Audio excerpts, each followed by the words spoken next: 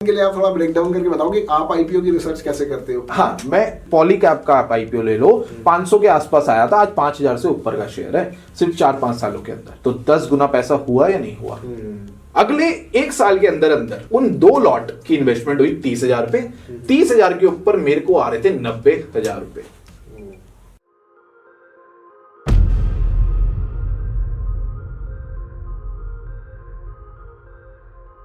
कि आप किस तरीके से आप आईपीओ में काफी ज्यादा इंटरेस्ट लेते हो, आप काफी ज्यादा आईपीओ से। अगर आप मेरा कंटेंट देखोगे आपको सबसे ज्यादा कंटेंट ही आईपीओ में नजर आएगा पूरे चैनल में। मैं ज्यादा से ज्यादा वीडियो आईपीओ से बनाता हूँ, यूट्यूब पे पूरी रिव्यू वीडियो बनाता हूँ। तो मेरा मेन फोकस आईपीओ रहता है और मैंने अपना जो मैक्सिमम पैसा स्टॉक मार्केट में आईपीओ के थ्रू ही कमाया। अच्छा, ये आईपीओ के थ्रू ही मैंने कमाया मैक्सिमम।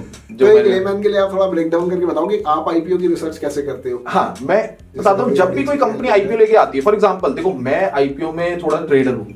ट्रेडर क्यों? मैं लिस्टिंग गेन के लिए अप्लाई करता हूँ मैक्सिमम आईपीओ। मैंने अगर बात करूं आज पिछले 3 सालों में अगर मैंने आईपीओ अप्लाई करे 100 आईपीओ, तो 100 में से 95 आईपीओ वो होंगे जो मैंने सिर्फ लिस्टिंग गेन के लिए ही अप्लाई करे। और उसमें से अगर मेरे को 30-40 आईपीओ कोई मिले भी ना, तो वो उसमें मैंने प्रॉफिट बुक करा। और 1-2 में जो लॉस हुआ वो हुआ, बाकी आईपीओ में लिस्टिंग एंड बुक हुआ।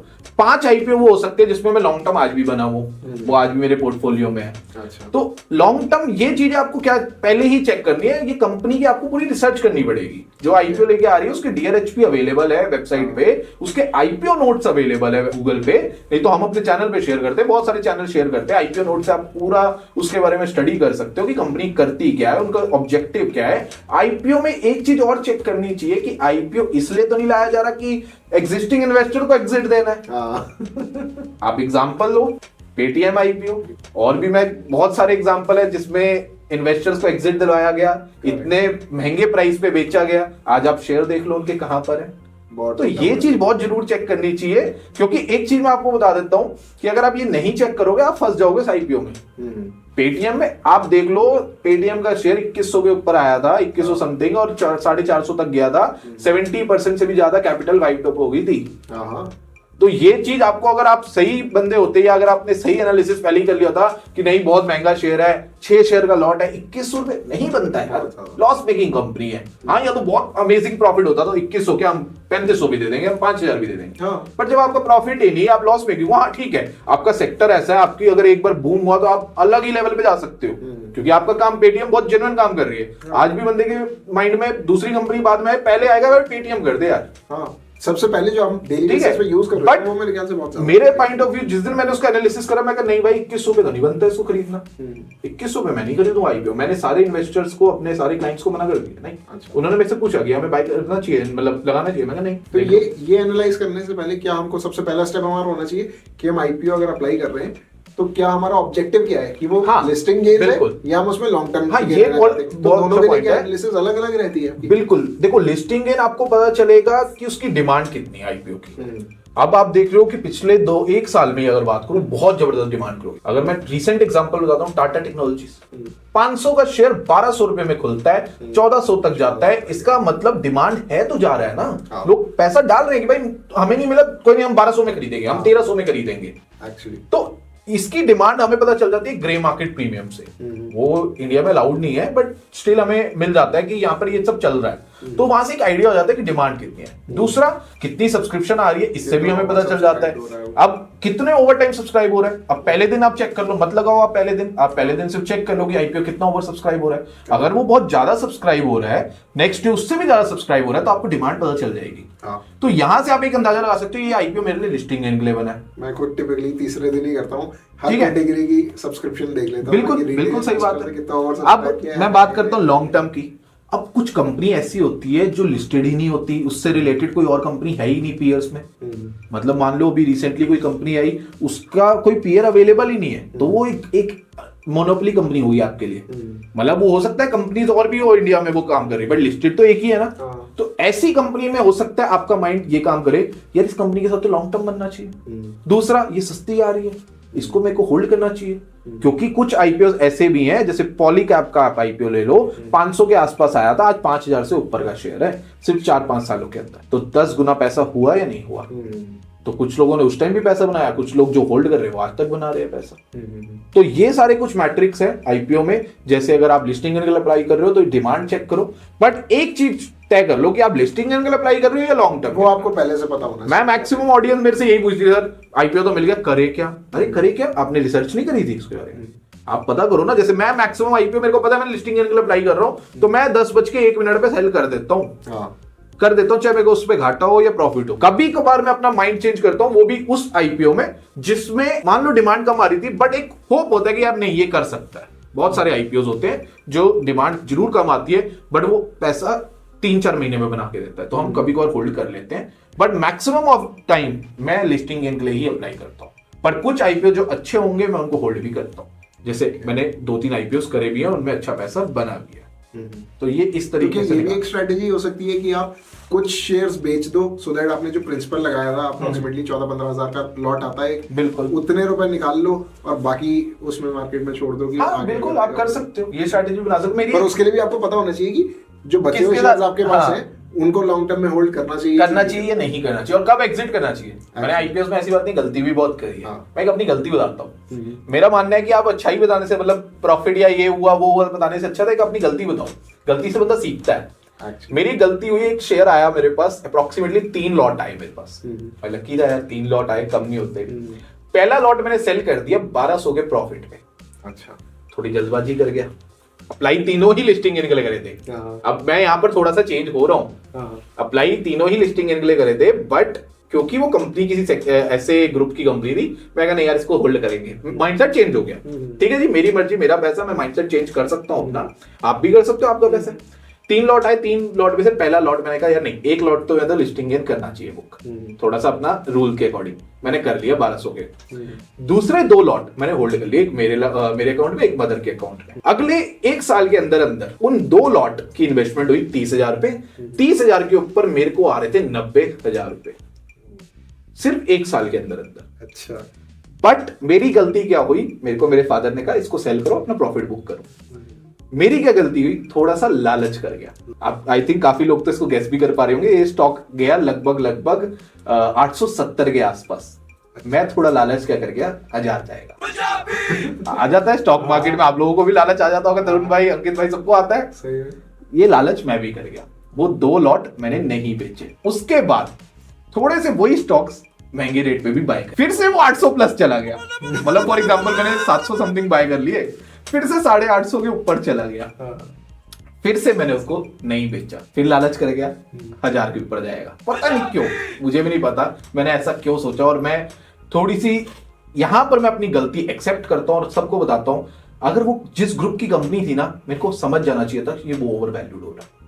ग्रुप का मैंने एनालिसिस नहीं करा, ये मेरी गलती, मैं आज एक्सेप्ट कर रहा हूं। और मैं ये क्यों बता रहा हूं, चाहता तो मैं छुपा देता, बट मैं चाहता हूं ये गलती से मैंने सीख लिया, और ये गलती अगर आप कर रहे हो ना तो आप मत करो, इसलिए मैं ये गलती अपनी बता रहा हूं। ये मैंने देखा काफी सारे लोग करते हैं, उनको एंट्री लेनी है, वो तो आपको इधर एग्जिट लेना नहीं, हवा चल रही होती है, आपको पता चल जाता है। हाँ, एग्जिट नहीं पता पड़ जाएगा, इस पे अब मेरे को एग्जिट पता चल रहा था, बट मैं पता नहीं क्यों लालच कर गया। थोड़ा सा मैंने एग्जिट के लिए एनालिसिस नहीं करा उस वाले टाइम में। मैं अपनी गलती एक्सेप्ट कर रहा हूं, और अगर आप स्टॉक मार्केट में गलती एक्सेप्ट कर लोगे ना, मार्केट सुप्रीम है ये मान के चलो, मार्केट की सुबह उठ के पूजा करा करो। मेरे को एक बहुत बड़े ट्रेडर ने कहा था कि ये मार्केट आपको पैसा दे रही है, आपके लिए आपकी रोजी रोटी है। अगर आप ट्रेडिंग या इन्वेस्टिंग जो भी कर रहे हो ना, ये आपकी रोजी रोटी है, और हमारे लिए तो बहुत है, क्योंकि हमारा तो काम ही मार्केट से चल रहा है। तो अगर हम उठ के मार्केट की पूजा नहीं करेंगे ना, तो हमारा कोई फायदा नहीं रोज उठने का। सबसे पहले मार्केट की पूजा करो। मैं वहां पर गलती करी कि मैंने उस स्टॉक्स को नहीं बेचा, कि लालच कराई 1000 के ऊपर जाएगा। इवन मेरे को पता चल रहा था कि जिस ग्रुप की कंपनी ओवर वैल्यूड है, थोड़ा सा मैं निगलेक्ट कर गया उन बातों को। तो मैं कहा नहीं यार, ये भी बूम पे है, जाने दे इसको, जहां जाता है। 700 पे भी मैंने और बाय कर ली, उस पे भी प्रॉफिट नहीं बुक करा। वो स्टॉक धीरे धीरे एक ऐसी न्यूज आती है, क्रैश आ जाता है उस ग्रुप कंपनीज पे, वो स्टॉक नीचे आ जाता है ऑलमोस्ट 300 के आसपास। अब जो मैं आईपीओ प्राइस पे बैठा हूं, उस पे भी मेरा प्रॉफिट जो 90,000 का था, वो आज बच गया सिर्फ अप्रोक्सीमेटली 20,000 का। 70,000 का मेरी एक बार तो अपॉर्चुनिटी गई ना। अब पता नहीं वो 70,000 वो कब आएंगे, वो 90 तक उस रेट पे कब जाए। और जो थोड़े से महंगे बाय कर लिए, उस पे भी मैं फंस गया। तो ये गलती से ना मैं बहुत चीजें सीखा, और पिछले 1 साल से इस गलती को मैंने दोबारा नहीं दोहराया, और अब जो ट्रेडिंग हो रही है और जो इन्वेस्टमेंट हो रही है बहुत ज्यादा डिसिप्लिन से हो रही है। तो ऐसा नहीं है कि आप अगर 5-7 साल दे दोगे तो आप गलती नहीं करोगे, गलती आपसे कभी भी हो सकती है, पर गलती को मार्केट में अगर आप एक्सेप्ट नहीं कर रहे ना, आप बहुत लॉस करोगे। गलती को एक्सेप्ट कर लो और अपना लॉस वहीं पे, हर बड़े से बड़ा ट्रेडर लॉस करता है, बिल्कुल करता है, ज्यादा होने चाहिए कुल मिलाकर, बिल्कुल ये देखना है।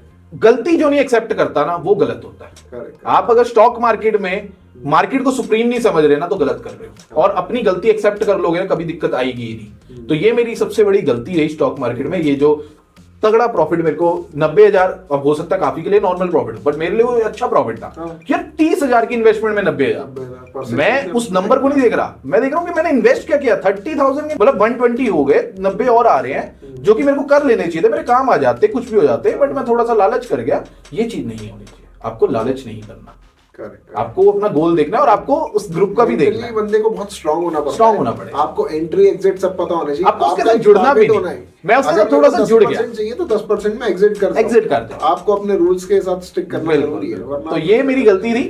उस गलती के बाद मैंने बहुत सारी चीजें सही से डिसिप्लिन से काम किया और अब वो गलती सुधर रही है। ये जितनी आपकी ऑडियंस देख रही है, ये गलती ना हो इसलिए मैंने जरूर बताया। ये बहुत अच्छा एक्सपीरियंस था। ठीक है जस्सी भाई, तो बहुत अच्छा लग रहा है यार आपसे बात करके, आप इतने थैंक यू एक्चुअल एक्सपीरियंसेस अपने शेयर कर रहे हैं, बहुत मजा आ रहा है यार। Thank you. बट मैं जस्सी भाई आपसे आपको थोड़ा सा पॉडकास्ट में पीछे की तरफ लेके जाना चाहूंगा, आपकी जर्नी जानना चाहूंगा मैं कि आपने स्टार्ट कैसे किया। आप सीधे तो मार्केट में नहीं आए होगे, आपने कभी जॉब वगैरह करने का नहीं सोचा या क्या है? मेरे को जॉब मेरा कभी मन नहीं था करने का। ऐसी बात नहीं, मैंने जॉब करी है, 2 महीने करी है, अच्छा, फिर 1 महीने और करी है। तो पहले मैं आपको बताता हूँ कि मैं ये स्टॉक मार्केट स्टार्ट कैसे करी। तो 2017 का टाइम था, मैं साइड हसल बहुत करता था। मैं अप्रोक्सीमेटली अपनी 16-17 के एज से काम कर रहा हूँ पापा के साथ, पढ़ाई के साथ साथ थोड़ा बहुत काम कर लिया। फादर के ट्रांसपोर्ट का बिजनेस था मेरे पापा का, और अभी भी है, उसमें मैं हेल्प करता हूँ, आज भी करता हूँ। ऐसी बात नहीं कि वो बिजनेस छोड़ दिया, मतलब हेल्प कर देता हूँ। हाँ, एक्टिवली उसको अब मैं काम नहीं कर रहा, एक्टिवली पापा ही करते हैं। ठीक है, तो मैं फादर के बिजनेस पे, फिर उसके साथ मैं जीजू के बिजनेस पे भी थोड़ा सा हेल्प करता था, वहां से भी सीखा। तो उससे ना मेरे को बिजनेस के बारे में बहुत कुछ सीखने को मिला। तो इतना तो तय हो गया था कि यार करना तो बिजनेस ही है हमने। और फिर मैं जब कॉलेज गया तो मेरे सारे जो दोस्त बने, मैक्सिमम बनियास थे, कोई सिंधी थे, तो वो सारे बिजनेस कम्युनिटी के थे। और मैक्सिमम दिल्ली थे, तो आधे ज्यादा सदर बाजार या करोल बाग, उनके वहीं कहीं बिजनेस है, बवाना फैक्ट्री थी। तो अब उनके साथ मेरा रोज उठना बैठना था, उनसे बात करता था, तो वो भी बिजनेस की बात है, मेरी भी बिजनेस की बात है। तो अपने को सारा टाइम इंटरेस्ट ही बिजनेस पे रहा, तो उनसे नॉलेज भी बहुत मिलती थी, क्योंकि वो मनी माइंडेड होते हैं, आपको पता ही है, आप खुद भी हो, आपको पता ही है। तो वहां से नॉलेज मिली। तो ऐसे करते करते 2017 आ गया। पापा कहते यार पैसा नहीं आ रहा, कुछ तो और करना पड़ेगा साथ में, क्योंकि मिडिल क्लास फैमिली वाले बंदे को कुछ ना कुछ एक्स्ट्रा इनकम चाहिए ही होती है। वो नहीं आएगी तो बहुत दिक्कत रहेगी उसकी लाइफ में, है ना, क्योंकि उसके खर्चे कभी खत्म नहीं होते। क्योंकि 3 क्लास जो है अपना, पुअर क्लास और उसके बाद मिडिल और रिच। अब रिच को क्या है, उसके तो बहुत पैसा है, पुअर क्या है, उसने तो हाथ खड़े कर दिए, भाई मेरे को तो दिक्कत ही नहीं ना। मिडिल क्लास बहुत फंसता है, वो ना वो रिच बनना चाहता है, पुअर वो बनना नहीं चाहता, तो वो बहुत फंस जाता है। मैंने 2017 पापा का स्टॉक मार्केट करते, मैंने पहले थोड़े टाइम पहले करा था, तो मेरे को थोड़ा बहुत प्रॉफिट हुआ था, फिर लॉस हुआ था, फिर मैंने बंद कर दिया। तो अपने को इंटरेस्ट आया, मैं नहीं करते चलो। तो 2017 में मेरी जर्नी स्टार्ट हुई, मैंने ट्रेडिंग स्टार्ट करी, मम्मी से उधार लिए 30,000 पे, और वो 30,000 आज तक नहीं बताया वो कहाँ गए। वो 30,000 पहले तो प्रॉफिट में कमाया, उसके बाद थोड़ा थोड़ा करते करते वो कहाँ चले गए मुझे भी नहीं पता चला। लॉस बुक करे मैंने, थोड़े बहुत उल्टे सीधे स्टॉक्स बाय कर लिए, किसी के कहने पे बाय कर लिए, फिर प्रॉफिट हो रहा तो बुक नहीं किया। तो गलतियां तो बहुत हुई मार्केट पे, बट धीरे धीरे करते करते मैं कहा नहीं, ये गलती करता रहूंगा तो ऐसे नहीं चलेगा, सीखना पड़ेगा। फिर मैंने बीएससी इंस्टीट्यूट से पूरा कोर्स करा। कोर्स ने मेरे को बहुत सारी चीजें सिखाई, मतलब स्टॉक मार्केट के अलावा बहुत सारी चीजें, म्यूचुअल फंड्स के अलावा इन्वेस्टमेंट बैंकिंग भी सिखाई, बैंकिंग के बारे में भी सिखाया। तो मतलब वास्ट नॉलेज मिली, हर एक चीज की नॉलेज मिली। वो नॉलेज आज मैं यहाँ बैठा हूँ, वो नॉलेज ना ली होती तो शायद ना बैठा होता। तो मेरी मम्मी ने वो कोर्स कराया, तो मैं तो मम्मी का थैंक यू करता हूँ, क्योंकि मेरे पास तो पैसे नहीं थे। मम्मी ने कहा नहीं मैं दूंगी पैसे, तू पढ़ाई कर, अगर करना चाहता है तो कर। तो मैंने 2018 से 19 वो कोर्स किया। उस कोर्स ने हेल्प करा। वहीं पे मेरे को जो सर थे उन्होंने कहा कि आप म्यूचुअल फंड का बिजनेस स्टार्ट करना चाहते हो तो कर लो। वो जब मैंने कोर्स स्टार्ट किया तो मैंने 2 महीने, कॉलेज का आखिरी साल था तो इंटर्नशिप होती है, पहली बार मैंने इंटर्नशिप करी थी गुड़गांव में। कंपनी नेम था WNS ग्लोबल सर्विसेज। इसमें मैंने इंटर्नशिप करी थी 2 महीने की।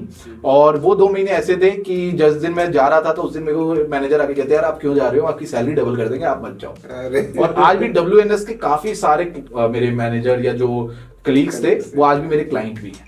तो वो 2 महीने में ऐसा कहता हूँ, शायद मैं ज्यादा काम करता तो और बढ़िया हो जाता, बट वो 2 महीने में मैंने बहुत कुछ सीखा। तो मैं जॉब ऐसा नहीं कहूंगा जॉब कर रहे हो यार, अगर अच्छी अपॉर्चुनिटी मिल रही है करो। वो 2 महीनों ने मेरे को इतना कुछ सिखाया ना, मैं यहाँ आज बैठा हूँ, मैं इसीलिए मानता हूँ कि वो 2 महीने शायद ना जाता तो मैं नहीं कुछ सीखता और यहाँ नहीं बैठ पाता। तो 2 महीने मैंने बहुत सारी चीजें सीखी। ऐसे करते करते मैंने अपना साथ में म्यूचुअल फंड का बिजनेस स्टार्ट करा। 2019 में इंश्योरेंस इंडस्ट्री स्टार्ट हुई, बट काम तो कोई भी नहीं चल रहा था। कर तो बहुत सारे, मैं थोड़ा ओवर डाइवर्सिफाई हो गया, हर काम में मैंने हाथ डाला हुआ है भाई। इंश्योरेंस में भी डाल लिए, इन्वेस्टमेंट में भी डाल लिए, म्यूचुअल फंड भी हो गया, डीमैट भी हो गया, उसके बाद कंटेंट क्रिएशन भी हो गई, हर जगह मेरा हाथ डाला हुआ है। कंटेंट क्रिएशन में भी आपने अभी भी ओवर डाइवर्सिफाई हो चुका है, और पैसा कहीं नहीं आ रहा। घर से पड़ती है डांट। क्या मेरी सिस्टर बड़ा बोलती थी यार तू जॉब कर, तू जॉब कर। उसने मेरे को बहुत डांटा कि जॉब कर। मैं भी गुस्से में आ गया, नहीं अब तो जॉब ही करनी है। मैं अपना काम बिजनेस चल ही रहा था, बट काम किसी में नहीं चल रहा। तो मैं जनवरी 2020 में एक जॉब पे जाता हूँ। ब्रोकिंग कंपनी है, सेल्स की जॉब मेरे को मिलती है। डीमैट अकाउंट ओपन करना है। मेरा इंटरव्यू 2 मिनट में क्लियर हो जाता है, क्योंकि मेरे को बेसिक उन्होंने क्वेश्चंस पूछे स्टॉक मार्केट के, वो अपने को पता ही थे, तो अपना पास हो जाता है, कोई दिक्कत नहीं। इंटरव्यू सब कुछ सही चल रहा था, जॉब मेरे को मिल जाती है। सैलरी होती है लगभग 18,000 रुपए। मैं घर पे फोन करता हूँ कि घर के पास ही जॉब मिल रही है, सैलरी से कट कटा के 15,000 आएंगे, आप बोलो करनी है या नहीं करनी। तब मेरी एज होगी अप्रोक्सीमेटली 21। तो उन्होंने कहा कर ले, मैंने भी कर लिया, चलो ठीक है। और घर के पास थी तो मैं शाम को घर आ जाऊंगा, अपना कुछ और काम भी कर लूंगा साथ साथ में, इंश्योरेंस जो मैं चुपचाप करता हूँ, अभी कंपनी में थोड़ा बताएंगे। बट वहां पर जब मेरी ट्रेनिंग लगती है, मैं ट्रेनिंग वाले दिन देखता हूँ कि यार यहाँ तो बहुत गलत हो रहा है। जिस बैंक में मैं जाके जॉब करता हूँ, डीमैट खोलने का मेरा काम होता है, ट्रेनिंग के लिए जिससे मेरे को ट्रेनिंग मिलती है, उसके पास एक लेडी आती है और कहती है कि मेरे को डेबिट कार्ड है, अपने बैंक ने भेजा है, ये मेरे को नहीं चलाना आता, आप वापस ले लो। अच्छा। तो वो कहती है मैम हम ये वापस नहीं लेंगे, अब आप ये रख लो, चाहे चलाओ या ना चलाओ।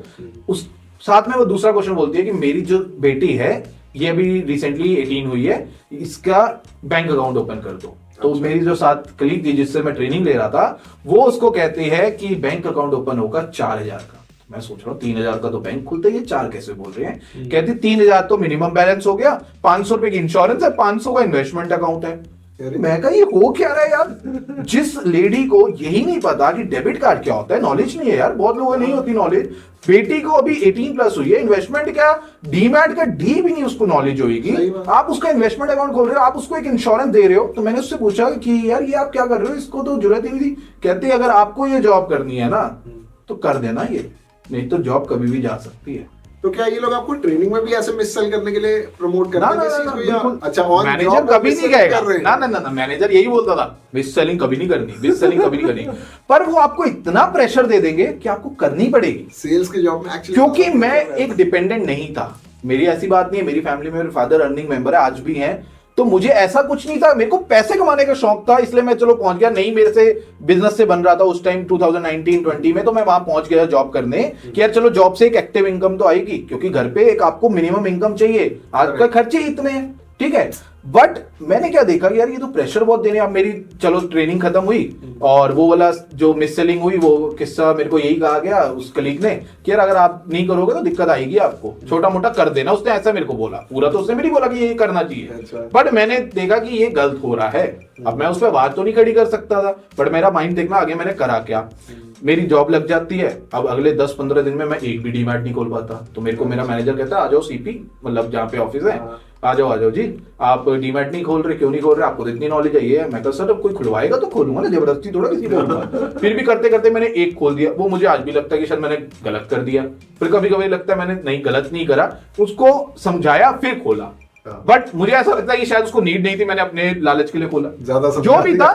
बट वो मेरे को लगा कि ये काम मेरे लिए नहीं है, तो मैंने अपने घर पे बोल दिया कि मैं अब जॉब पे नहीं जाऊंगा। मैंने कर दिया रिजाइन, सैलरी मैंने ली नहीं, और मैं 15-20 दिन के अंदर ही वापस आ गया। और अब की बार मैंने घर पे बोल दिया था ना, अब मैं जॉब नहीं करूंगा, ये मेरा लास्ट है, इसके बाद आप मेरे को मत बोलना, मैंने जॉब नहीं करनी। मेरे को बाहर जाने के लिए भी बहुत बोला गया, बट मैंने उनको एक ही जवाब दिया, मैं इंडिया में पैदा हुआ हूं, मैं यहीं पे कमाऊं, टाइम जरूर लगेगा बट पैसा आएगा। मैं ये नहीं बोल सकता कि मेरे को बहुत पैसा आ गया, बट हाँ एक स्टेबल लाइफ चल रही है, ठीक ठाक पैसे आ रहे हैं, काम सही चल रहा है। और ये करने के लिए आपको मेहनत करनी पड़ेगी, बिना मेहनत के पैसे नहीं आएंगे। आप बाहर जाके भी करोगे तो यहीं कर लो ना यार, सही बात। सुबह ऑफिस जाओ, शाम को घर तो आओगे।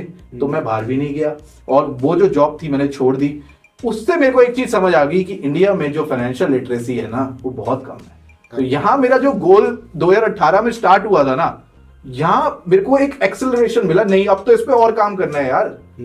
ऐसे उल्लू बनाया जा रहा है ऑडियंस को कि अपने फायदे के लिए कस्टमर्स को कुछ भी दिया जा रहा है एक अच्छे बैंक की तरफ से, और एम्प्लॉय भी क्या करे, उनपे भी प्रेशर इतना ज्यादा है, और मैनेजर क्या करे, मैनेजर कहता है हमारे को कंपनी का प्रेशर है, बट तुम्हारे प्रेशर के चक्कर में किसी क्लाइंट का नुकसान हो रहा है। ऐसे नुकसान को हमारा काम है रोकना।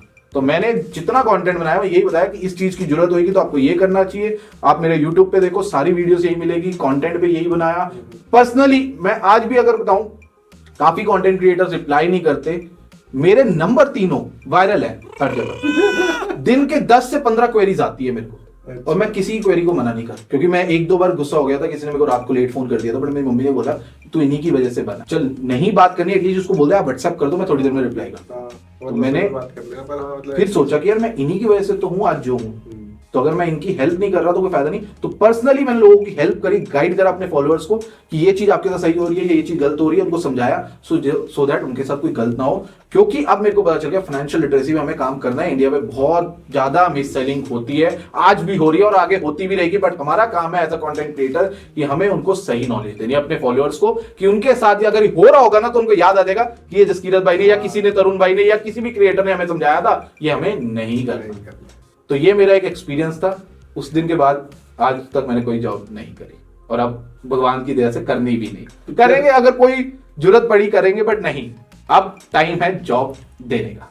मुझे लगता है कि आप लाइफ एक्सपीरियंसेस से ही सीखते हो कि आप उस जॉब में गए जब आपको पता चला कि भाई कितनी मिस सेलिंग हो रही है, और वो पॉइंट था और आप यहाँ पे पहुंच गए बिल्कुल, उसी चीज को फिक्स करने के लिए। बिल्कुल, ये प्रॉब्लम स्टेटमेंट आपको इधर उधर कहीं पे भी मिल सकती है, बिल्कुल मिल सकती है, पीछे आप लग जाओ तो बिल्कुल बिल्कुल सही उसको आप। अच्छा ठीक है जसकीरत भाई, मैं एक चीज आखिरी आपसे पूछना चाहूंगा इस पॉडकास्ट में, कि मेरे को एक थोड़ा सा वो बता दो कि कोई 22-24 साल का लड़का है, वो स्टॉक मार्केट में आना चाहता है, काम करना चाहता है, क्योंकि आजकल काफी ज्यादा इन्फ्लुएंसर्स फाइनेंशियल लिटरेसी प्रोवाइड कर रहे हैं, तो लोग बहुत ज्यादा कई बार ओवरवेल्म भी हो जाते हैं कि यार इसमें तो अंधा पैसा है। तो एक थोड़ा सा रियलिस्टिक पिक्चर बता दो कितना वो एक्चुअल में अचीव कर सकते हैं पर ईयर बेसिस पे, मतलब कि कुछ भी आप जो भी आपको लगता है कि भाई इतना परसेंटेज रिटर्न एक्सपेक्ट आप कर सकते हो मार्केट से।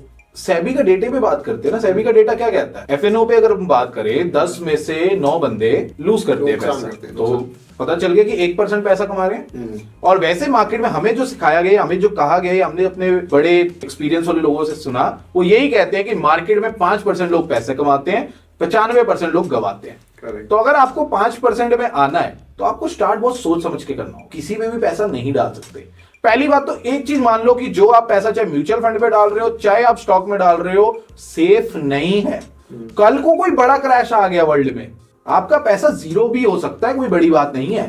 आज तक मैंने जीरो होता नहीं देखा, बट 50% 60% डाउन सबका देखा है मैंने। कोविड में ही हमने देख लिया, कोविड में 30-40%। तो पहला पॉइंट तो ये आ जाता है कि जो 24-25 साल का बंदा है, अगर वो पैसा कमा रहा है तो उसको ये होना चाहिए कि वो सारा पैसा तो ना डाले, डाइवर्सिफाई करे, अगर डाल भी रहा है तो एक ही जगह सारा पैसा ना डाले, स्टॉक्स में भी डाल रहा है तो अलग अलग सेक्टर्स के स्टॉक्स उठाए।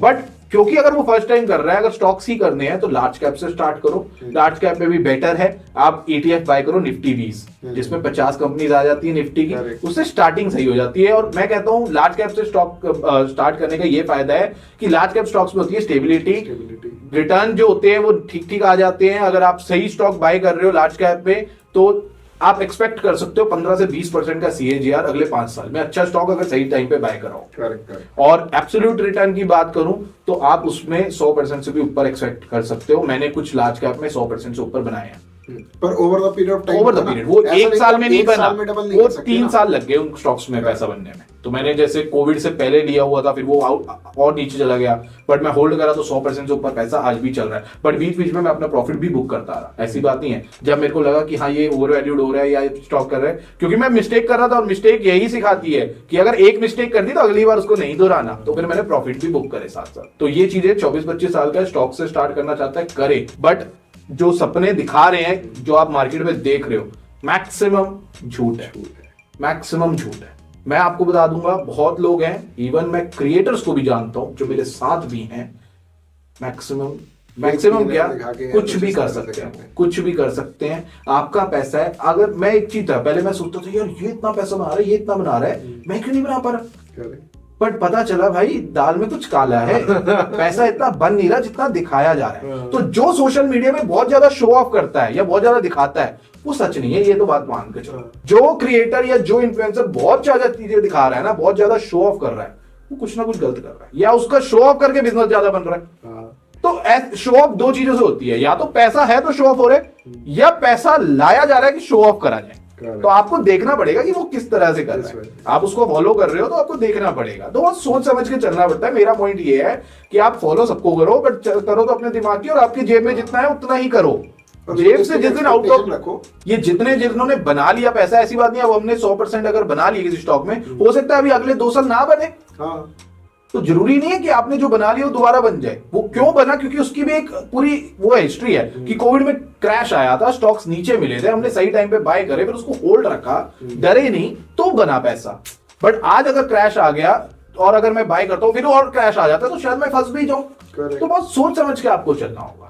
तो ये चीज है। बाकी 24-25 साल का बंदा स्टार्ट करे लार्ज कैप स्टॉक से, धीरे धीरे जब उसकी रिस्क एपेटाइट बढ़ेगी तो स्मॉल और मिड कैप में आना स्टार्ट कर दे, क्योंकि स्मॉल और मिड कैप ये उसको जो ज्यादा रिटर्न देंगे। बट हाँ, पैसा उतना ही लगाए जितना पे वो रिस्क ले सकता है। मैं एक चीज बोलना चाहूंगा लास्ट, अगर मेरा आज स्टॉक मार्केट में पैसा है और कल को मार्केट पूरी क्रैश कर जाती, मुझे दिक्कत नहीं आएगी, क्योंकि उतना ही अमाउंट मैंने फिक्स्ड डिपॉजिट या और एसेट क्लासेस पे रखा हुआ है। तो अगर आप ये भी सोचो कि अगर मेरे को फाइनेंस की नॉलेज है, मेरे को स्टॉक्स की नॉलेज है, पहली बात तो ये कि आपको जितनी मर्जी नॉलेज आ जाए, आप फिर भी यही कहो कि आपको नॉलेज कम से कम है। आपको नॉलेज और गेन करनी है। मैं आज भी सुबह उठता हूँ, अगर मैं आपसे भी 2 बातें सीखूंगा ना, तो मैं उसको नोट कर लूंगा कि मैंने कुछ सीखा है। और सीखने की कोई एज नहीं है, सीखते रहो। तो ये तो बिल्कुल मत कहना कि आप एक्सपीरियंस बन गए, जैसे मैं बोल दूंगा ना मैं एक्सपीरियंस, नहीं भाई मैं सीख रहा हूँ, मैं लर्नर हूँ। तो ये चीज आपको ध्यान रखनी है। अभी मार्केट्स काफी ऑल टाइम हाई पे है, तो लास्ट में बस मेरे को इतना बता दो कि आपका क्या व्यू है कि ये आगे और किस डायरेक्शन में जा सकती है।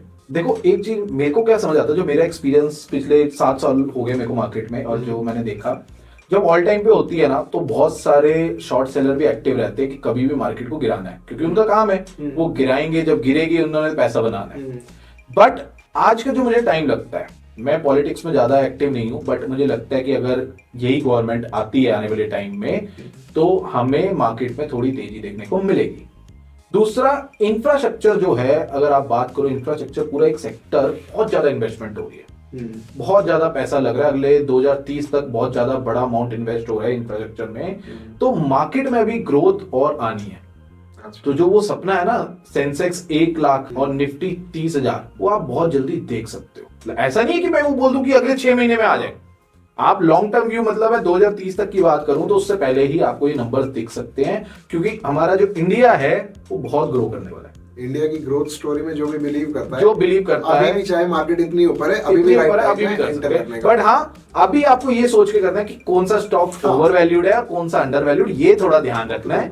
ये चीज थोड़ा देखनी है। ऐसा नहीं कि मार्केट अभी टॉप पे है तो आप सारा पैसा एकदम लगा दो, नहीं, थोड़ा सोच समझ के लगाना है। बाकी जो इंडिया की ग्रोथ पे बिलीव करता है वो पैसा लगाएगा, और हम लोग तो करते हैं, करते आए हैं तो पैसा बना है, और करते रहेंगे और पैसा बनता रहेगा। आपका भी बनेगा, मेरा भी, और सबका बनेगा, क्योंकि अगले जो कुछ डेकेड्स है ना हमारे लिए, वो बहुत बढ़िया है। क्यों मैं ऐसा बार बार बोल रहा हूँ, इंफ्रास्ट्रक्चर में बहुत काम हो रहा है, ईवी सेक्टर में बहुत काम हो रहा है। दूसरा जो सबसे बड़ी बात है, मोबाइल फोन टेक्नोलॉजी। अभी आप कितने इंडियंस के पास तो टेक्नोलॉजी आ चुकी है, और कितने इंडियंस ऐसे जो अभी नहीं आई।